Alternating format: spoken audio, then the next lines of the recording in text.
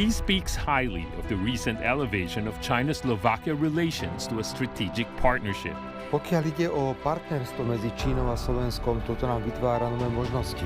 He highlights the opportunity the CIIE brings to Slovakia's development. Je pre slovenskú delegáciu, ktorá je najväčšia, pokiaľ ide o počet podnikateľov, obrovská príležitosť. He shares his perspective on the Ukraine crisis and its impact on regional security. Ukrajina patrí do Európskej únie, ale Ukrajina určite nepatrí do NATO. Slovak Prime Minister Robert Fico sat down in an exclusive interview with Leaders Talk.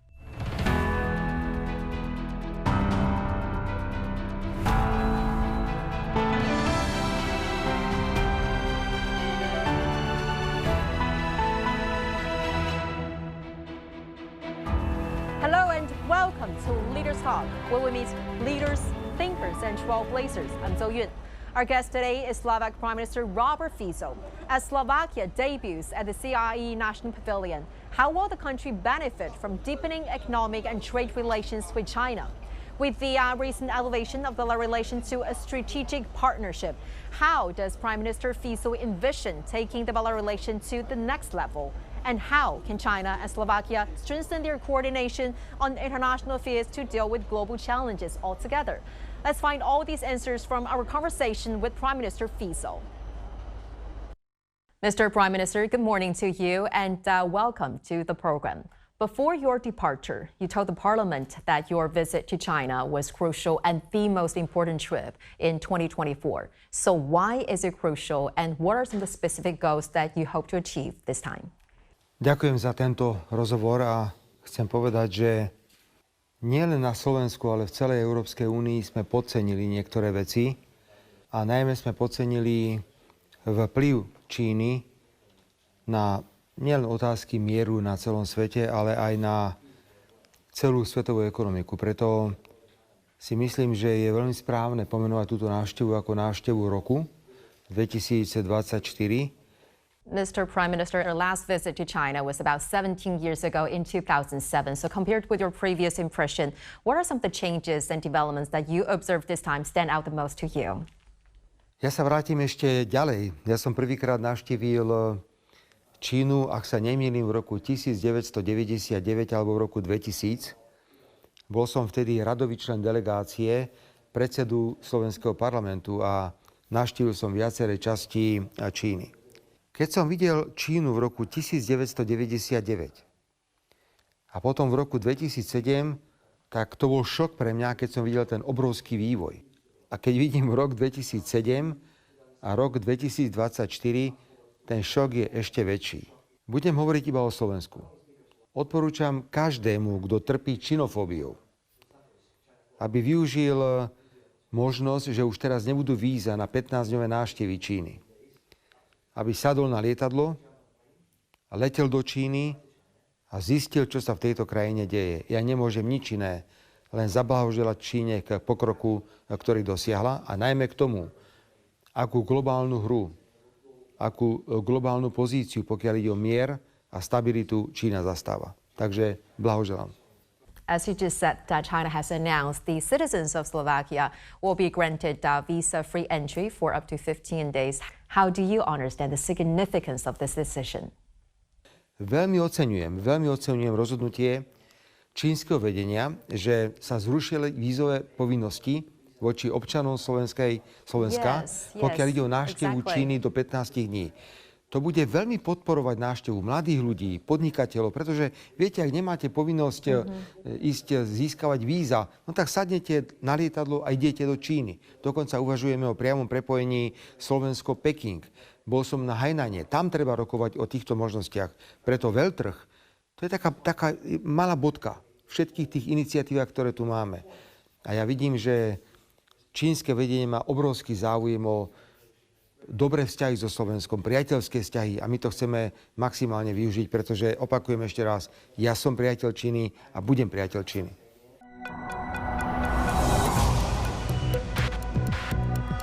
Each day, there are millions of stories. Each one can open new perspectives, new possibilities. Wherever you look, we are there to see, Discover. Explore. We put the pieces together to find what really matters to you.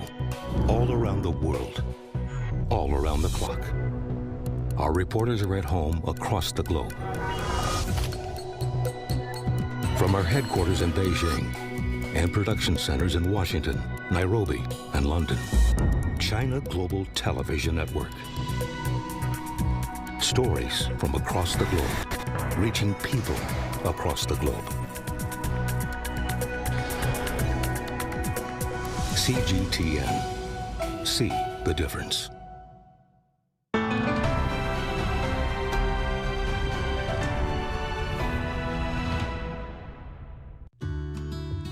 Slovakia is a landlocked country in Central Europe, bordered by Ukraine to the east, Hungary to the south, the Czech Republic and Austria to the west, and Poland to the north. Slovakia was one of the first countries to recognize the People's Republic of China. Over the 75 years since establishing diplomatic ties, relations between China and Slovakia have seen steady growth, characterized by mutual respect, equality, and shared benefits, seeking common ground while respecting differences, pursuing win-win cooperation, and maintaining a mutual commitment to peace and development. On October 31, 2024, Slovak Prime Minister Robert Fico arrived in Beijing for a state visit to China. Just before his trip, he described it as his most important visit of 2024. On November 1, President Xi Jinping met with Prime Minister Fico at the Great Hall of the People in Beijing. During the meeting, both sides agreed to establish a strategic partnership, opening a new chapter in China-Slovakia relations and elevating the bilateral relations to a higher level. A highlight of your trip this time is meeting with Chinese President Xi, and during the meeting, both sides agreed to elevate the bilateral relations to strategic partnership. So how do you interpret the significance of this enhanced ties? By som chcel veľmi oceniť naše stretnutia, ktoré sme mali s pánom prezidentom vašej krajiny. Pokiaľ ide o partnerstvo medzi Čínou a Slovenskom, toto nám vytvára nové možnosti. Vytvára nám možnosti používať rôzne inštrumenty a nástroje, ktoré sú s týmto partnerstvom spojené. Mám na mysli rôzne komisie, rôzne výbory. A musím pripomenúť, že krátko po tejto ceste na vláde Slovenskej republiky bude bod programu, ktorý nazvem teraz po anglicky follow-up našej návštevy v Číne, kde presne chceme povedať, čo sa bude diať po tom, ako sme podpísali strategické partnerstvo. Ja som priateľ Číny a to každý o mne vie. Rovnako každý o mne vie, že sa držím zásady, že nie je možné zasahovať do vnútorných záležitostí inej krajiny. Čína je obrovská krajina, ktorá vyžaduje rešpekt. Preto naše vyjadrenia typu politika jednej Číny, že Čína je globálny hráč, to nie sú formálne prejavy. A preto my rešpektujeme Čínu ako krajinu, ktorá sa vydala svojou vlastnou cestou. Rešpektujeme túto cestu, pretože je veľmi efektívna. To ukazujú ekonomické výsledky, to ukazuje spôsob života ľudí, to ukazuje vplyv Číny na svetovú politiku. A z tohto titulu si myslím, že je veľmi správne, že naša cesta bola takto orientovaná. During the meeting, President Xi emphasized that both countries should continuously upgrade and enhance bilateral relations from 4 aspects, including deepening political mutual trust, expanding pragmatic cooperation, etc. So, Mr. Prime Minister, what is your take on that? Ja veľmi pozorne sledujem to, čo hovorí pán prezident. Pán prezident má rôzne iniciatívy, medzi inými aj tie, ktoré hovoria, že treba využiť potenciál, ktorý má ekonomika, potenciál medziľudských vzťahov, potenciál inovácií, potenciál výroby, nielen na zlepšenie životu v nejakom konkrétnom štáte, ale na zlepšenie života na celom svete. Takže v tomto duchu je pre mňa to, čo hovorí pán prezident Čínskej republiky, veľmi inšpiratívne. Mnohí v Európe podceňujú Čínu. Existuje podobne akási činofóbia.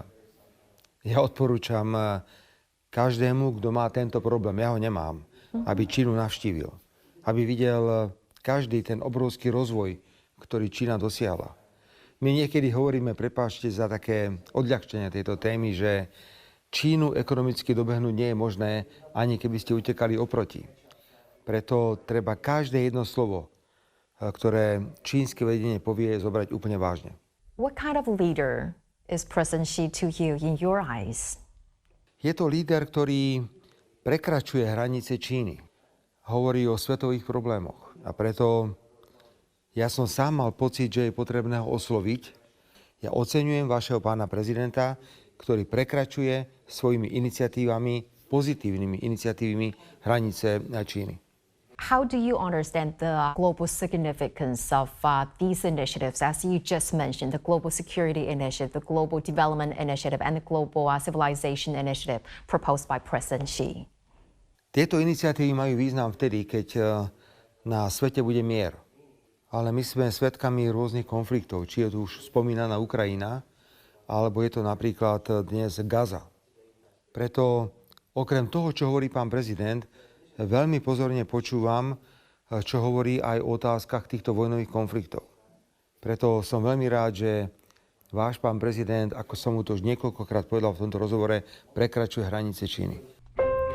From November 5 to 10, the 7th China International Import Expo, or CIIE, is being held in Shanghai. This year, 77 countries and international organizations have confirmed their participation in the country exhibition, with Slovakia making its debut at the expo. It's a huge expo. We've never been to this kind of huge exhibition. It's a really nice opportunity to be here together with our national pavilions. And maybe I would use two words, great opportunity, because I think the Chinese market is a wonderful market. It's a very important market for Slovakia. And it's a great honor and pleasure to be here, and that we had that opportunity to be here and present Slovakia. In recent years, economic and trade relations between China and Slovakia have continued to deepen and become more substantive. At the China-Slovakia Economic and Trade Forum on November 1st, Prime Minister Fico expressed strong confidence in the future growth of economic and trade activities between the two countries. I would like to share my optimism about the future of Slovak-Chinese relations. Today's business forum marks an important step that strengthens our economic relation and cooperation. In terms of trade, the China-Slovakia trade volume has exceeded $10 billion for 3 consecutive years. Slovakia is China's 4th largest trading partner and the largest source of imports in Central and Eastern Europe. As for investments, according to the data available, Chinese companies have invested over $600 million in Slovakia and created more than 5,000 jobs. What kind of economic and business opportunities do you hope to unlock through platforms like CIIE? Viete, my sme úplne rozdielni. My sme malá krajina, máme 5,5 milióna obyvateľov, máme jednoducho malé územie. Ak to porovnám s Čínou, je to neporovnateľné. Ale vážim si rešpekt a úctu, ktoré boli dôležité v našich rokovaniach. Bavíme sa ako rovnocenní partneri a hľadáme rôzne príležitosti. Preto ísť na takýto veľtrh, ako je dnes, je pre slovenskú delegáciu, ktorá je najväčšia, pokiaľ ide o počet podnikateľov, obrovská príležitosť. Čiže musíme hľadať nejaké možnosti, ako našich slovenských podnikateľov zapojiť do aktivít tu v Číne. The world's first import-themed expo is back, bigger, bolder, and more connected than ever. Welcome to the 7th China International Import Expo, showcasing China's commitment to high-level opening up. A portal for global brands to reach China's 1.4 billion consumers and beyond. Exposición Internacional de Importaciones de China.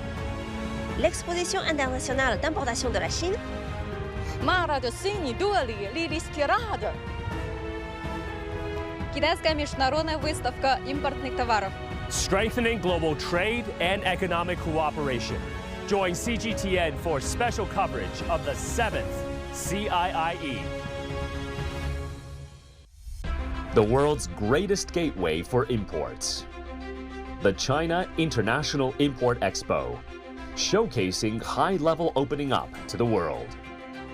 Unrivaled access to unique, expanding markets.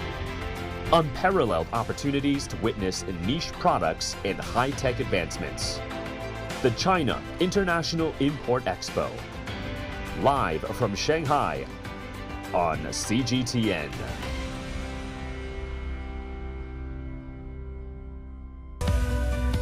We are all connected. Across borders, across continents, connected by ideas, a shared humanity. Stay connected.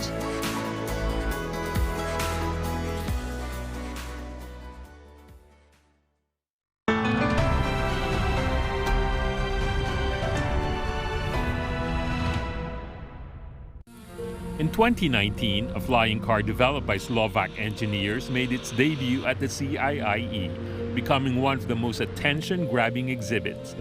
This March, a Slovak company signed a cooperation agreement with a Chinese company to jointly accelerate the development of this innovative transport vehicle. This is just one example of China-Slovakia cooperation in the auto industry. Located in the heart of Europe, Slovakia's unique geographic position has made it a central hub for automobile production and the country with the highest per capita car production in the world. Many renowned global automotive groups have invested in establishing factories in Slovakia.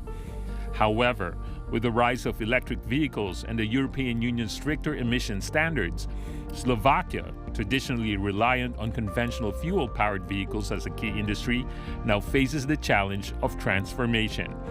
After concluding his visit in Beijing, Fico arrived in Hefei, Anhui province, where he visited a lithium battery plant. Slovak companies have expressed interest in partnering with China, which leads in electric vehicle battery technology, to establish a joint EV battery plant in Slovakia, thus further enhancing cooperation in this sector. This time during a trip in China, you visited the Chinese EV battery manufacturer in Hefei, which has a joint venture in your country. As we know, that auto industry is pivotal to Slovakia economy and also being a leader in auto production per capita. How do you envision the cooperation between our two countries on that front? Začnem ale inou odpoveďou. Viete, že Európa trochu závidí Číne, ako ďaleko sa dostala, pokiaľ ide o elektromobilitu, pokiaľ sa dostala vo výrobe batériek pre elektrické vozidlá. Ja na to odpovedám, že nie je možné bojovať s Čínou v tejto téme zavádzaním rôznych administratívnych prekážok, rôznych cieľ a neviem čo všetkého. My musíme bojovať rovnakou kvalitou, musíme bojovať cenami. The European Commission has finalized its decision to impose tariffs on Chinese-made EVs, which is something that Slovakia has voted against. How do you foresee the impact of those tariffs on the economies of EU member states? Slovensko odmietlo a hlasovalo proti návrhu Európskej komisie zaviesť dodatočné clá na elektroautá, pokiaľ ide o Čínu a ich dovoz do Európy. A pritom si ťažko, ako keby sme si uvedomovali, že Slovensko je krajina, ktorá vyrába najväčší počet aut na svete na hlavu a sú to hlavne autá strednej triedy a luxusné autá, ktoré sa často vyvážajú do Číny. Musíme na naše územie dostať nielen výrobu aut, ale musíme dostať aj výrobu napríklad batériek, ktoré sú dôležité pre elektrické autá, ktoré sa rozvíjajú. Preto tento projekt Gotion je pre Slovensko neuveriteľne dôležitý. Viete, pani redaktorka, ja chápem, že pre čínske pomery je to malá investícia, ale pre Slovensko je to 1,4 miliardy eur. Je to 1300 nových pracovných miest. Sú to inovatívne procesy. It's the second largest investment ever, right? Áno, je to presne, ako vy hovoríte, je to druhá najväčšia investícia, pokiaľ ide o Slovensko. Preto ja to vítam. Samozrejme, že nie sú mnohí v Európe nadšení, že Čína prenáša výrobu týchto batériek na Slovensku. Ale to bude dobré pre Slovensko a bude to dobré pre celú Európsku úniu. A dodám, ja som navštívil včera fabriku Gotionu a musím povedať, že presne ako vyzerá Gotion, vyzerá celá Čína.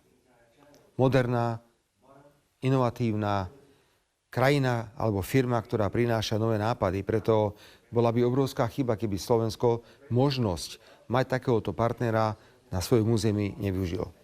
What are your major concerns regarding the implication for the regional security given that ever since taking office, you've been opposed to the EU sanctions on Russia and also against Ukraine joining NATO. My sme susedia Ukrajiny a túto podporu jej dávame. My pravidelne robíme spoločné rokovania vlád, slovenskej, ukrajinskej a hlavne teraz sa sústreďujeme na zimu, pretože zima bude veľmi náročná pre obyvateľov Ukrajiny.